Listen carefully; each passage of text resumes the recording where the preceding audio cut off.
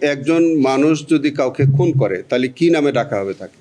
একজন হত্যাকারীকে কি হত্যাকারী বলা যাবে না? একজন খুনিকে কি খুনি বলা যাবে না? জিয়াউল হাসানের আপন বোন, তিনি আইনজীবী হিসেবে দায়িত্ব পালন করছেন। তিনি প্রত্যেক তারিখেই কোনো না কোনো অজুহাতে তিনি সময় ক্ষেপণের একটা টেন্ডেন্সি তার মধ্যে আছে। যেমন ধরেন, তিনি আইনজীবী নাই, আইনজীবী অসুস্থ, কোনো একজন আইনজীবী মারা গেছেন, ইত্যাদি নানান অভিযোগে কখনো তিনি এই কাগজ, সেই ডকুমেন্ট, অমুক তমুক, এইসব নানান কিছু করে তিনি নানান দরখাস্ত দিয়ে দেন এবং সেটি দিয়ে তিনি মামলার কার্যক্রম, শুনানির কার্যক্রম তিনি স্থগিত প্রার্থনা করেন।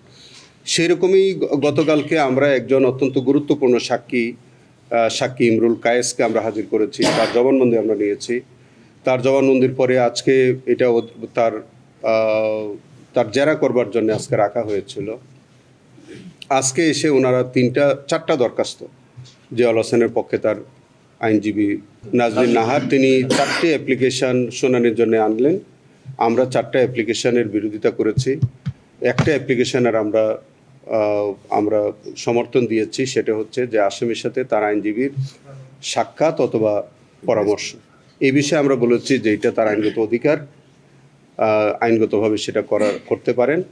ট্রাইব্যুনাল সেটি গ্রহণ করেছেন, মঞ্জুর করেছেন, তাকে সুযোগ দিয়েছেন যে তার আইনজীবীর সাথে যাতে তিনি পরামর্শ করতে পারেন। এই বিষয়ে আমাদের কোনো আপত্তি নাই বা দ্বিমত নাই। আর বাকি যে অ্যাপ্লিকেশনগুলো উনি দিয়েছেন একেবারেই এই মামলায় অপ্রাসঙ্গিক। তিনি এমন কিছু জিনিস তিনি চাচ্ছেন, যেমন ধরেন কোনো একজন ব্যক্তির এসিআর চাচ্ছেন, যেটার সাথে এই মামলার কোনো সম্পর্ক নেই।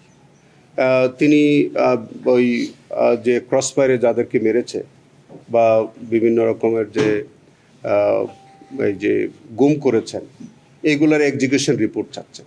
তো কোনো খুনি যদি কাউকে খুন করেন, তো সেটার জন্য কি কোনো এক্সিকিউশন রিপোর্ট রেখে যায়? উনি এরকম অদ্ভুত কিছু অ্যাপ্লিকেশন দেয়। এগুলো আমরা বিরোধিতা করেছি। ট্রাইব্যুনাল আজকে উভয় পক্ষকে শুনেছেন এবং আগামীকালকে এই বিষয়ে ওই যে দরখাস্তগুলো নিষ্পত্তির বিষয়ে উনি আগামীকালকে ট্রাইব্যুনাল আদেশ দিবেন। এই হচ্ছে। আর সাক্ষী, ওনাদের বক্তব্য ছিল যে আজকে ওনাদের একজন আইনজীবী মারা গেছেন, জনাব আমিনুল গনি টিটু, এবং ওনাদের আরেকজন আইনজীবী জনাব মনসুরুল হক চৌধুরী দাবি করেছেন যে তিনি অসুস্থ। এই দুই কারণে সময়ের দরখাস্ত দিয়েছেন। ট্রাইব্যুনাল তার সেই আবেদনটা বিবেচনা করে আগামী 26 তারিখ, হ্যাঁ 28 তারিখ, আগামী 28/6/2026 তারিখে আমাদের সাক্ষী ইমরুল কায়েসকে জেরার জন্য রেখেছেন। আশা করি ওই দিন ওই সাক্ষীর জেরা শেষ হবে। আচ্ছা, একজন মানুষ যদি কাউকে খুন করে তাহলে কি নামে ডাকা হবে তাকে? একজন হত্যাকারীকে কি হত্যাকারী বলা যাবে না? একজন খুনিকে কি খুনি বলা যাবে না? আইনে যেভাবে যে শব্দ বলা আছে তাই তো আমরা বলছি। একজন আইনে যাকে আসামি বলার তাকে তো আমরা আসামিই বলছি। বা তিনি যদি হত্যা করে থাকেন তাহলে তাকে তো কি নামে ডাকতে হবে? আমরা আইনগত শব্দ প্রয়োগ ছাড়া অন্য কোনো নামে কাউকে ডাকি না। আইনে যাভাবে যে ভাষা ব্যবহার করতে হয়, এই ট্রাইব্যুনালে আমাদের সকল প্রসিকিউটররা সে আইনগত ভাষা ব্যবহার করেন। যাকে আসামি বলার তাকে আমরা আসামি বলি, যাকে আমরা বাদী বলার বাদী বলি, যাদেরকে সাক্ষী বলার সাক্ষী বলি। সো আমাদের আইনগত শব্দ প্রয়োগের ক্ষেত্রে কারো সংক্ষুব্ধ হবার কোনো সুযোগ নাই। সাক্ষী যিনি তার রানার, ইমরুল কায়েস, তিনি রানার হিসেবে তার সাথে 1 বছরের অধিককাল তার সাথে কাজ করেছেন। প্রত্যেকটা ঘটনাবলী তিনি বর্ণনা করেছেন। এখন তিনি যদি রানার না হয়ে থাকেন, সেটা যদি চ্যালেঞ্জ করেন, সেটা তিনি আদালতে চ্যালেঞ্জ করবেন।